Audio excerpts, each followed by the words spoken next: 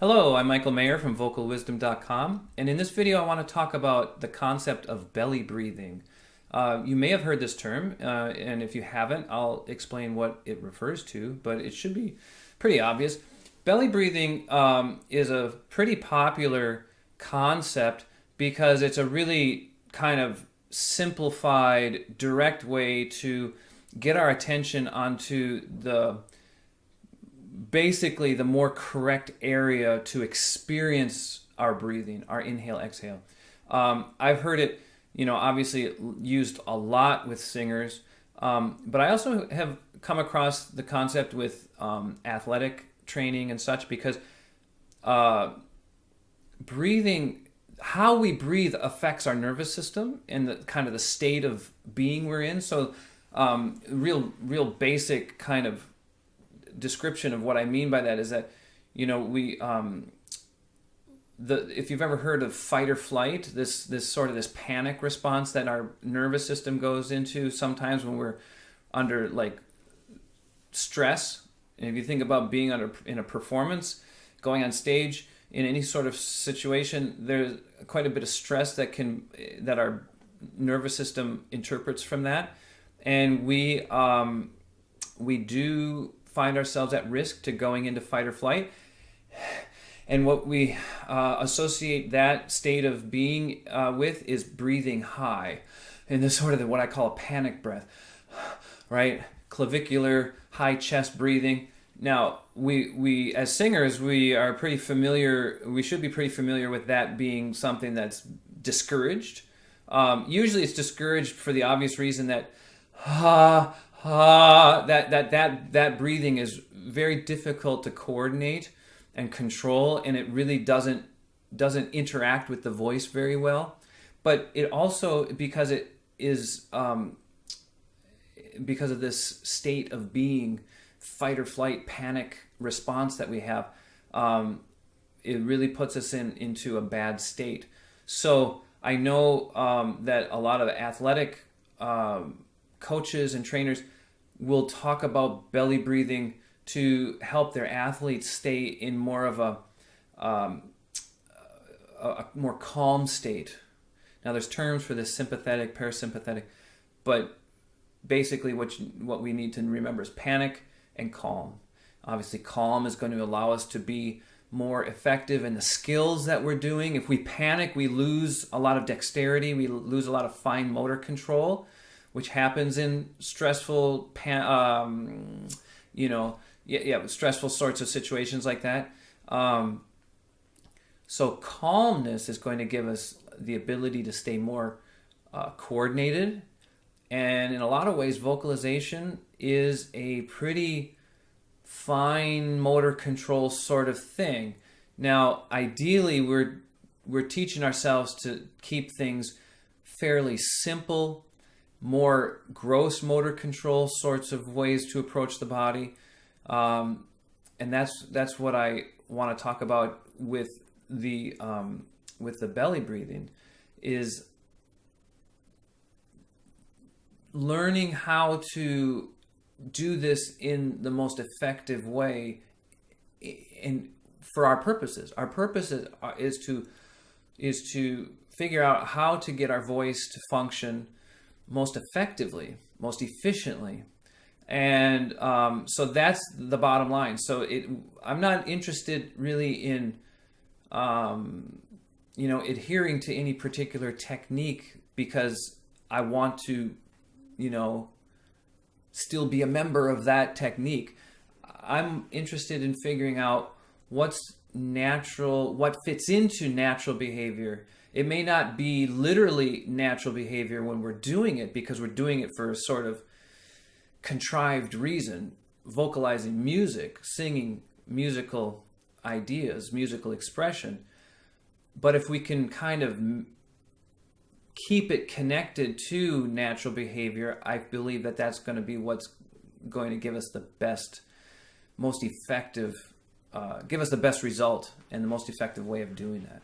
So first, I want to just describe what I've observed people doing as belly breathing.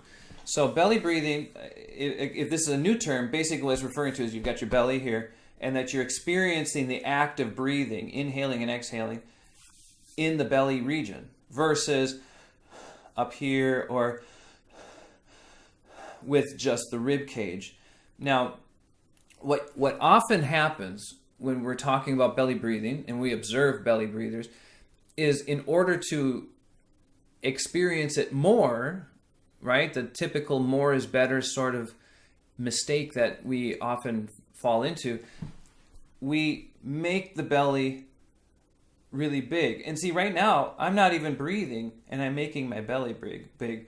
That's the first thing to recognize. Our belly doesn't have to get big because we're breathing. We can just push it out. And so what happens, I've seen this over and over and over again, is because we want to breathe with our belly, and we've been kind of encouraged, and we've been encouraged maybe even to make it bigger, be under the belief that we're inhaling more, we start pushing the belly out, and now it's all distended, and we've got this big bulge. So one, it's really not very pleasant to look at, in my opinion. It's not natural to push the belly out. It's what I call distorting the body. So rather than pushing the belly out, we want to make sure, well, I'm getting ahead of myself. Some more of the problems that go along with this. One, it's just pushing the belly out. That's not actually even breathing. Two, when we get the abdominal wall stretched out like that by bulging, the muscles that are responsible for exhaling, which create breath compression, are distorted. They're out of position to be effective in doing what they naturally do, which is go in. They contract in. See, what should happen is right? Laughter is the most natural vocalization. It's automatic. And it goes in. But if I'm distending this by trying to make it big, the natural reaction is actually going to be, now it's going to get pushed out. And maybe you've even heard this recommendation. Inhale the belly and then push it out while you vocalize. This is kind of recommended with the mistaken notion that we're slowing down the ascent of the diaphragm so that we don't run out of breath so quickly. Well, there's a couple big misunderstandings in that idea. One, the diaphragm has to go up. It goes up slowly, it goes up gradually, but it has to go up so that the air goes to the voice. So that's the first thing. The second thing is they're not actually succeeding. Well, I guess they are succeeding in keeping the diaphragm from rising, but what's really happening is by going out, they're causing the rib cage to squeeze to provide air pressure.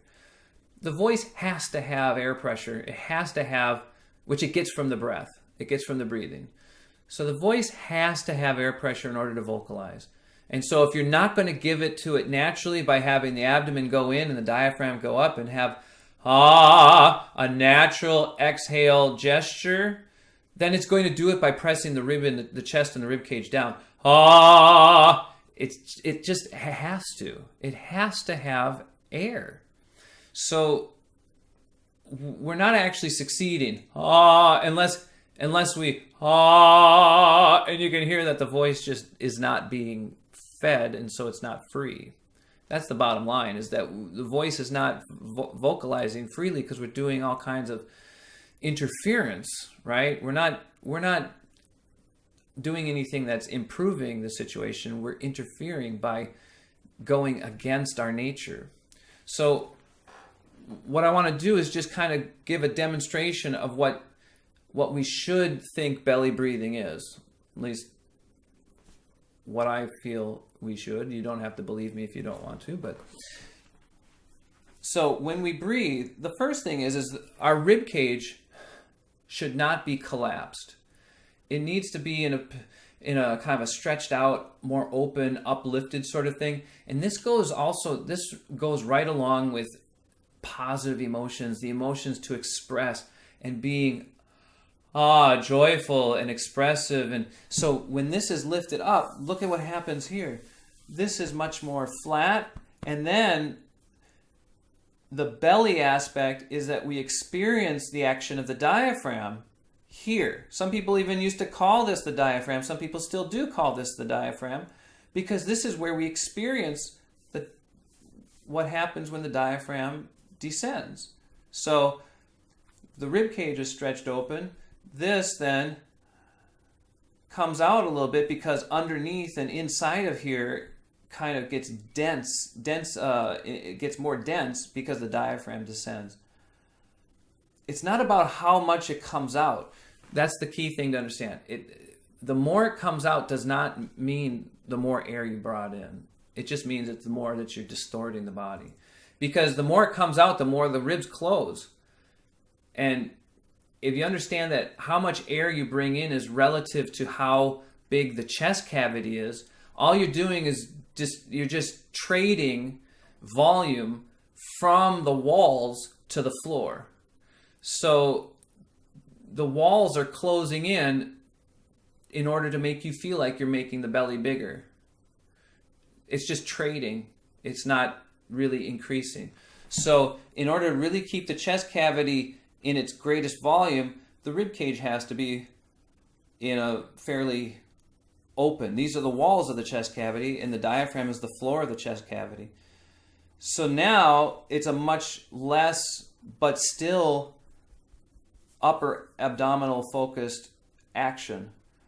And then now the abdominal wall is not distorted, so that those compression muscles, those forceful exhalation muscles, the transverse abdominis, it's a deeper layer of abdominal muscle. I call them the laughing muscles.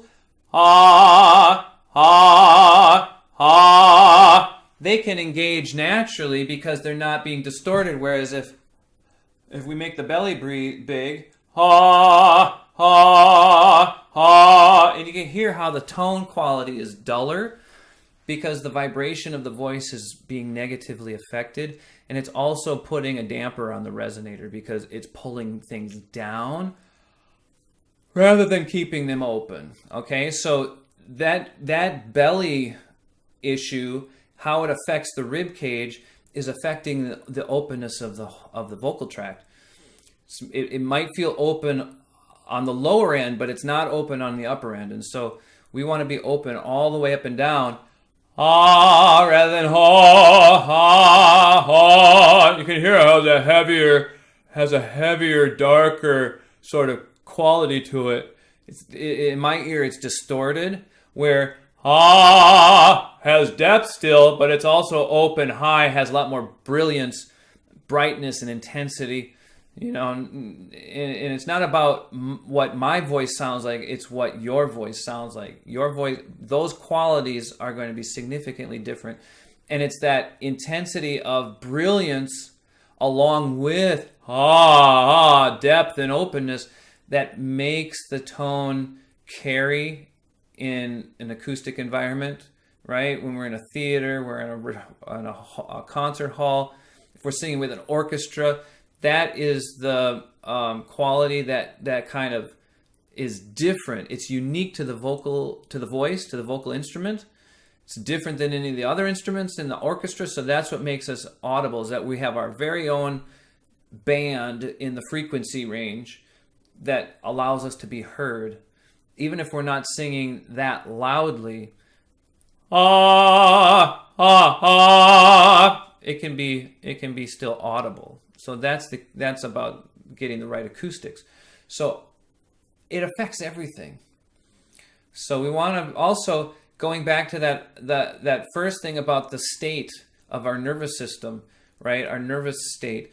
Are we fight or flight? Are we panicking? Or are we calm and freely functional? So that is also going to go along with that, because this now just feels like simplicity. It just feels like we're breathing. Inhale, exhale. Ah, because exhaling this way makes the voice work naturally. Doing something different, either blowing the air past the voice or pushing the abdomen or keeping the abdomen out exaggerated so that it can't do its natural behavior, is going to just have it be something far less effective. Okay, so the misconception of belly breathing is why I have for years kind of bashed it. But if you understand the concept should be interpreted in order to keep it into context of natural behavior and the way the body is designed to operate, then it's fine. It's an easy way to kind of remind yourself. But if you fall into trying to make it big or going all the way down to down here and making that, notice how in order to get the lower abdomen out, I have to drop the chest. That throws the whole respiratory system out of balance, and it's not going to effectively feed the voice. Okay, and that's the bottom line. We need to breathe in a way that's going to most effectively feed the vocalization and give us the biggest result, best result that we are capable of. Okay, so I hope that's helpful, giving you some new, maybe more clarity and understanding of what that concept often is referred to and what maybe is a better way of thinking of it. Okay, hope to see you again soon. Thanks.